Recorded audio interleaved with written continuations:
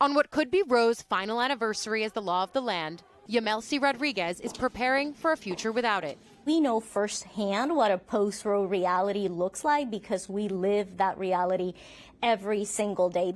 Her state is one of more than 24 across the U.S. that have sought restrictions on abortion access, forcing patients to look elsewhere for care, oftentimes having to cross state lines to get it. For thousands of women in Missouri, that means a trip to neighboring Illinois and growing logistical concerns. People who have the means have always have and will always continue to have access to abortion. But the people that we are concerned about is the people that do not have the financial means. Do I pay the rent and feed my kids, or do I save up all of this money in order to access abortion care? This weekend, Planned Parenthood and their local partners are opening a new regional logistics center to ease that burden on patients, providing things like transportation, food, lodging, and cash assistance. Meanwhile, abortion opponents nationwide are gaining strength. In just the past year, they introduced nearly 600 abortion restrictions and were able to pass more than 90 into law. To counter it, reproductive advocates are channeling their resources into the states, while the Supreme Court weighs whether or not to strike down or fundamentally alter the protections offered by Roe. Is that what you guys are attempting to do then? You shore up the states where access is available to make up for the states where it's not?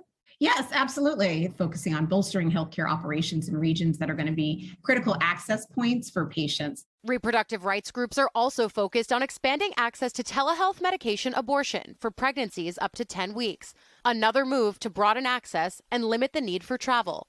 Meantime, Friday, anti-abortion activists took to the National Mall for the annual March for Life, hopeful that when they gather at this time next year, Roe versus Wade will have been overturned.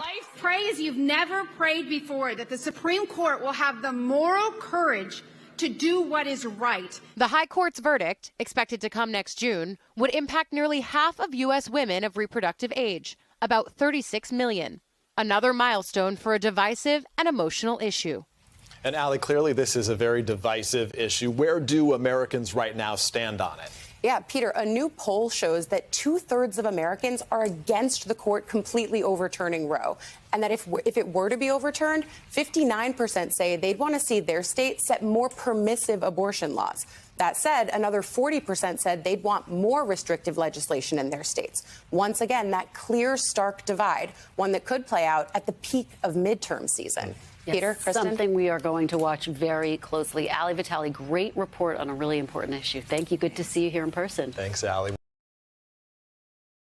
Hey, thanks for watching our YouTube channel. Find your favorite recipes, celebrity interviews, uplifting stories, shop our favorite deals, and so much more with the Today app. Download it now.